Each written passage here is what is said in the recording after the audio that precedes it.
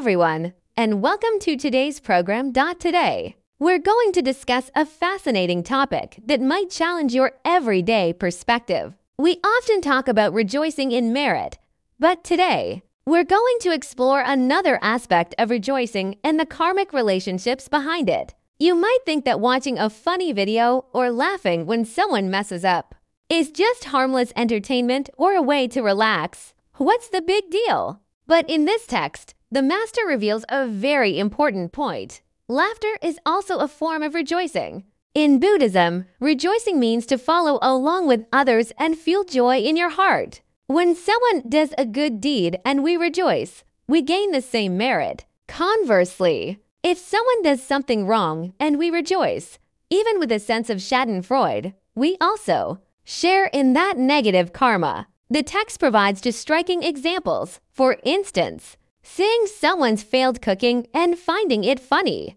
This laughter is an act of rejoicing in their failure. According to the master, this kind of rejoicing can cause you to experience similar failures in the future, even with tasks you used to be able to do with your eyes closed. Doesn't that sound terrifying? Today, short video platforms are filled with humorous content that we enjoy, laughing along with them.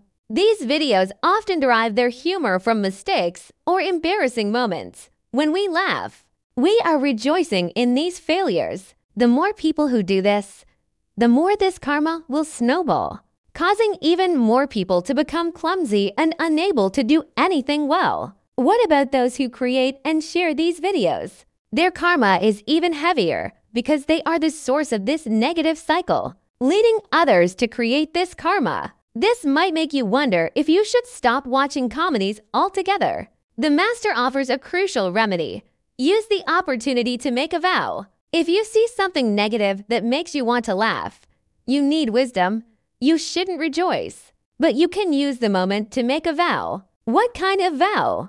You can vow that you will never make a mistake and that you will do everything accurately. This act of vowing essentially transforms a bad cause into a good one. This is the wisdom of a disciple of Manjushri. As the embodiment of great wisdom, Manjushri's disciples used every situation as an opportunity to make a vow, just as it says in the chapter on pure conduct. This is the key to transforming negative karma. However, the master also emphasizes that if we don't have this wisdom and can't control our impulses to rejoice, the best option is to stay away from it entirely. This brings us to an even more important concept, the mind of protecting the Dharma. The text quotes a passage from the Mahaparinirvana Sutra to explain the immense power of this concept.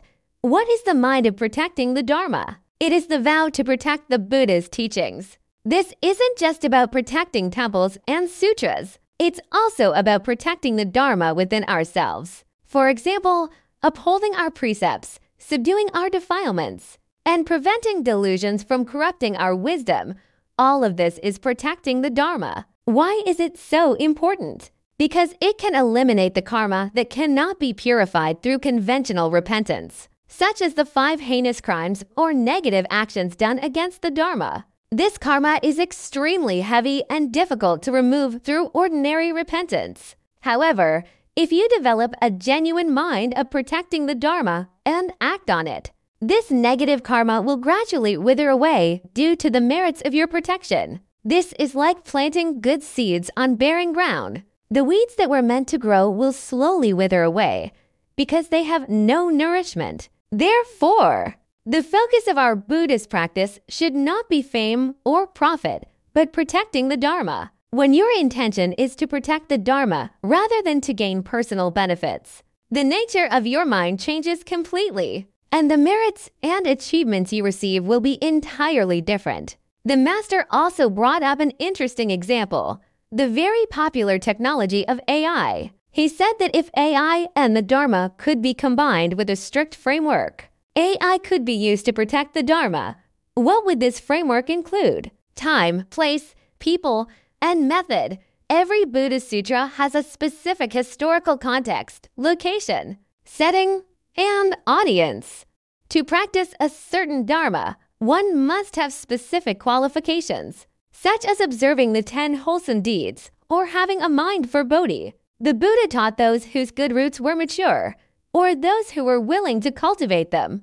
If these rules were programmed into an AI, it could discern the user's foundation and conditions and provide the appropriate teachings. This would prevent unsuitable people from practicing blindly and creating karma, which is, in itself, an act of protecting the Dharma with great wisdom. So, whether we're dealing with everyday funny videos or high-tech AI, we need to face them with wisdom. We should use vows to transform and the mind of protecting the Dharma to achieve results. Practicing blindly without wisdom or unconsciously rejoicing in bad actions will create immense obstacles for ourselves. That concludes our discussion for today. I hope you can apply this correct view to your life from this moment on, become a practitioner with wisdom. Thanks for listening.